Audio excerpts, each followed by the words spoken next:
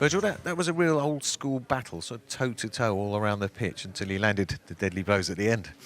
Yeah, tough place to come, of course. Very good team,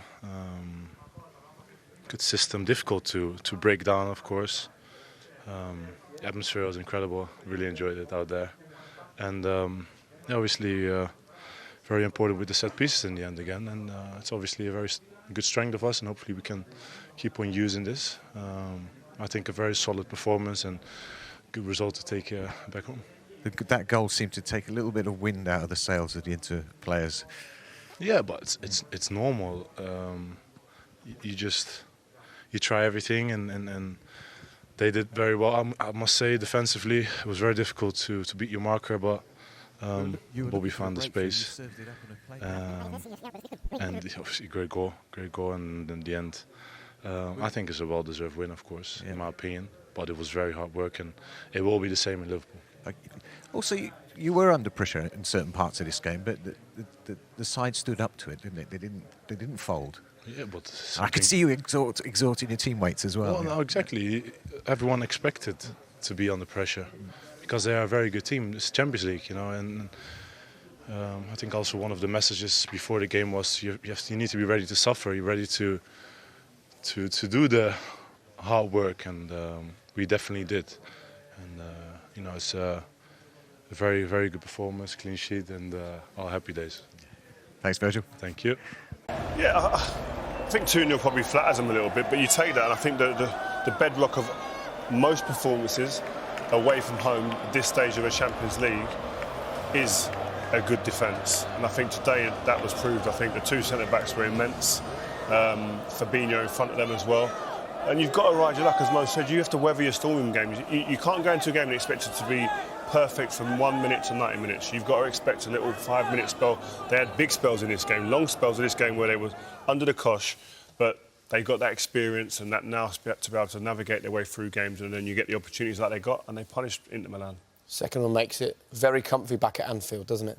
It does. I mean, at times, Inter Milan played very, very well tonight, but you pointed yourself, Jake, before. I think Liverpool were professional enough to get the job done. And for all of Inter Milan's good play, I mean, they never troubled Liverpool in the final third, really. I mean, they had a few half chances, but you said yourself there was 2 shots on goal, and both of them were from Liverpool. Now, for a team that played as well as Inter Milan and Liverpool to have kept them at bay with no shots on target, maybe the performance from Liverpool wasn't as bad as what we were initially thinking. Come on, Andy. Yeah, well played, that man, this evening. As you can see, not a single shot on target for Inter tonight, and he was certainly central to that success for Liverpool. We'll take a look at his night in detail in just a moment, but as the only person standing here who's ever managed a football team, tell us how it would have felt for Jurgen Klopp this evening when you make those changes and they have that kind of impact. Well, yeah, you want your substitutes to come on and you want them to have an impact in the game, and that's certainly what Liverpool's did. You know, I said before when we sat down, you know, for all of Inter's good play, you know, they never really troubled Liverpool in that final third. OK, they had a little bit of bother. You know, Liverpool defended well as a team. But look, if you said to Jurgen Klopp before the match, look, you'll go to Inter Milan, you'll win 2-0, and Inter Milan won't have a shot on goal. He'd have took it all day long. So as much as we can sit and analyse Liverpool, we can sit and analyse Inter Milan, the fact is that they've gone over to the San Siro and they've put in a 2-0 performance that, you know, what more can you ask for? OK, let's have a look then at one of the substitutes who made a difference tonight. Yeah, he came on at half-time. Well, let's have a look at that corner that was instrumental in the first half. I mean, this is the area that, of course, everybody is concentrating on because that's where the big lads are, and, of course, they're all going to split eventually. But I just want to run this slowly. Firmino, just watch his arm come out. I'm just going to run it slowly. He almost pushes the defender away with his arm, and he just gets a metre. And what that metre enables him to do is actually, when he comes to head the ball, he actually slows down and he gets the early jump. He gets to jump first. You watch him slam the brakes on there, and then he gets to jump early. And, of course, Inter Milan not having anybody on the back post there, it sneaks into the back post. It's a great header, but it's just that initial little movement to start with that enabled Firmino to get that half a yard, Robbie. Of course, and also the keeper takes another little step to his left, really, that opens up. I mean, Michael's pointed out the fact that no one's on the post, but you see him just step to his left, which opens the goal up a little bit more for the header as well. Goalkeeper's almost still in the air, isn't he, as he's heading the ball, and he can't get down quick enough to push off. Rio, if you just cue the second goal. The second goal is, of course, let's run this a little bit quicker. A corner coming in. They keep the ball going. They keep, the ball comes out. They win the second balls and they plonk it back in. And I think it's all about Mo Salah's movement in this one. Again, here, if we see Mo Salah, in fact, we'll let it run and see the goal first. We'll have a better angle in a minute. Takes a deflection. This is the angle I think we ought to be concentrating on. You see Mo Salah here. We just take it back a frame or two. So his man is stood right next to him, and if we look at his man, he's actually protecting the goal, whereas Mo Salah's sniffing out, thinking, where is this ball going to drop? Where's the most likely? And he just bends his run into this area. He can see the body shifting forward, and he thinks, right, there's going to be a big gap here around the penalty spot, and look at that. As everybody else runs towards the goal, he peels off, and it just gives him that space. He shouts to Konate, get out the way. He's the one that's running onto the ball, facing the goal. Yes, it gets a bit of a deflection. Yes, it's a little bit lucky. However, there's nobody better than sniffing out an area to score, Robbie. Well, yourself, but Mo Salah as well. Well, I mean, all good strikers have an instinct of where do you think the ball's going to drop, and that's having a little bit of cleverness to see that maybe the lad who heads it back is only in a position to head it into one position.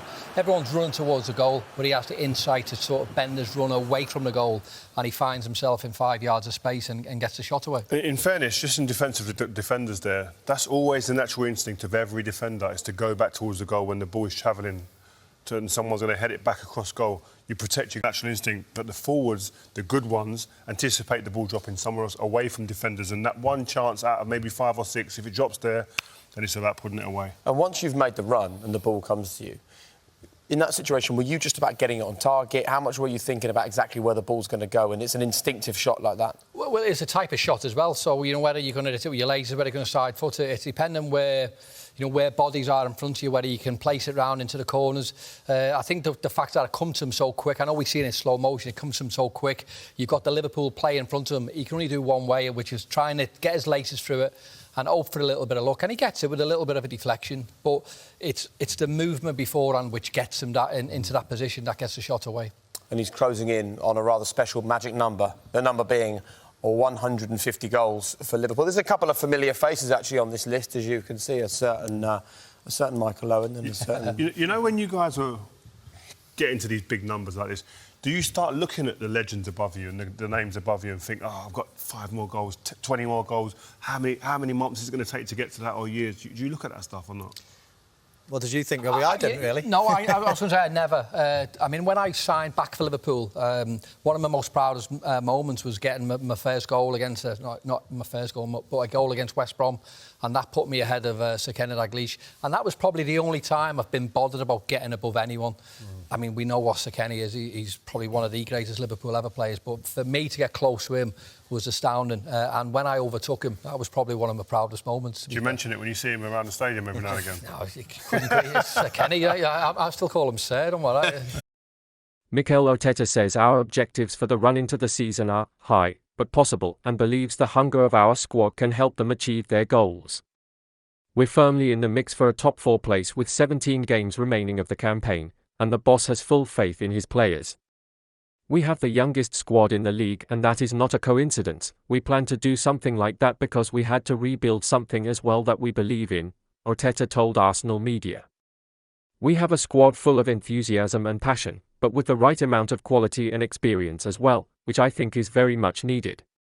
So we are really looking forward to the run-in. We know what the aim is at the end of the season, where we want to be. It's high, but it's possible, and we're going to have a real go in the second half of the season to achieve it. I am very confident because I see how much they want it, and we still have a lot of things to improve, he continued. We have lost points that sometimes show the lack of maturity we have in the squad, but at the same time we won a lot of games because of the enthusiasm, the passion and the energy they bring to the team. So we have to keep maintaining that balance right and give them confidence. When those players feel supported and know that we are right behind them and they play with no fear, that is when they really fulfill their capacities and qualities. It is our job to do it, and our fans have been crucial in that because they have really felt they are right behind them.